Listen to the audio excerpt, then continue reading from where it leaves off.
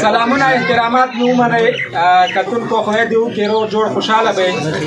نن د حاجي صاحب سید رحمان سعید د ایاز الرحمن د واده مراسم ترسره شو او ډېر ښه په طریقې سره ترسره شو. الله پاک دې ایاز ته د دې کورنۍ ته د خوښۍ ژوند ور په برخه کړي او خوشحاله ځکه یو چې ښه ډېر زمان راغلي دي پکې او خبره خوړینه ښه ډېر دي پکې او یوه ښه رڼه جوړه ده. تاسو ولیدل چې کټونو کې اوچتېدل را اوچتېدل و پکې کاري خو خدای بچ که ما وې که غاښونه یې به ځان سره وړي او بیا به یې ویټ کوي او دا شانتې حاجي پورې خو هم څه ناڅه د ماشومانو خپل یو دغه وکړه او په ما باندې دا ضرورک وګورئ په دې دېرشو کلونو کې چا نه دی اچولی خو یو دوه نازولي دي بس څه وکړو واده کې دا راځي او ښه خبره ده. الله پاک دې همیشه همدغه شانتې خوشحاله لري. رښتیا خبره یي په دغه واده باندې په دغه خوشحالیو باندې خوشحاله په دې یو چې زمونږ ملګری دوست د مهاجرینو خادم یو میلمهپال انسان حاجي سید رحمان سعید کله چې لږ داسې اقتصادي حالات خراب و موږ به ویل چې یاره خدای پاک دې د دغه سړي لاس وچلي ځکه چې یو مهمان نواز سړی دی او یو دا خبره ده افغانانو یو خادم سړی دی نو خوشحاله یو چې د ده څه ناڅه د خپله پایه د دغه ایاز د وجې نه د خپل کاروبار د وجې نه د مچو د وجې نه څه ناڅه روانه ده او د واده مراسم ماشاءالله ښه په خوشحالۍ او ښه په خوند سره ترسره شو. خدای دې وکړي چې دغه میلمنو کې داسې څوک نه وي چې خفه شوي ونیسي او ډېر زیات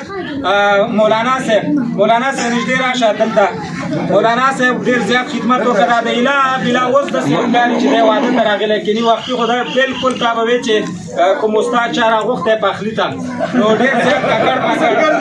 زمونږ یار عبدالله چې ډېر یو تکړه انجینیر دی او انشاءالله ما ته به چې دی یو ډېر ښایسته جوسر هم جوړوي بېله خبره چې لږې ډېر هغه غم ککړې به ورکو خو پوره نه ورکو نو د هم اوس داسې معلومات کېږي ته به یې چې یاره دا تازه واده ته راغلی ولې چې جامې اوس بدلې کړې سبعین هغه غټ دیګمار ونه جوړو که نه انجینري دلته پاتې وه نانا وګوره نانا هم بس سپینې جامې واچولو خو بیا هم خیرنې کړې ځکه چې نانا لاس پخا وایي زمونږ مشر سید عمرجان سیلاب صاحب دی چې دی د دې کورنۍ مشري ور په غاړه ده او الله پاک دې خوشحاله لري دغه خپلو کشرخېلو دپاره د دغې خپلې کورنۍ دپاره زمان ښه ډېر ولاړ دي ټول د خدای همدغسې شانتې خوشحاله لري بېګا په یو زوم باندې چې دی ښه لاټي چارج هم شوی دی په غریب ورګ کې زړه چاودولی و او اوس هم هماغه شی زړه چاو دی ډېر دی ځکه چې هغه بېګانه ډار شوی دی یو ځلې بیا وچې خبرې کول غواړي مننه لږ رانږدې شه ډېره مننه زه به صرف دا ووایم چې کوم ملګري چې موږ سره په دې کوم ملګرو د واده کې موږ سره ګډون کړی دی واده ته راغلي مننه ترې کوو او خفه شوي نه وي خفګان یې خدمت هغسې نه وي شوی نو د هغوی مننه کوو شکریه ادا کوو او هغه ملګري چې مطلب موږ ورته جواب کړی او د کومو مشکلاتو وجه نه دي راغلي د هغوی مننه کوو خدای دې مشکلات حل کړي خیر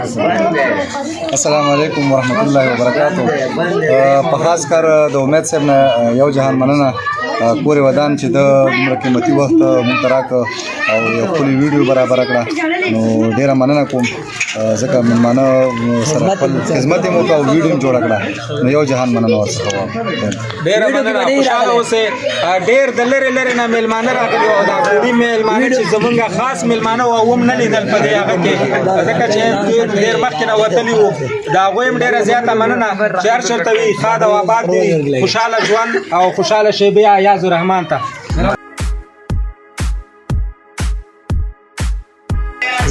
یو سلام ګڼو ملکه واټین دغه چې وړئ ګوره واورئ که یې سر به وخورئ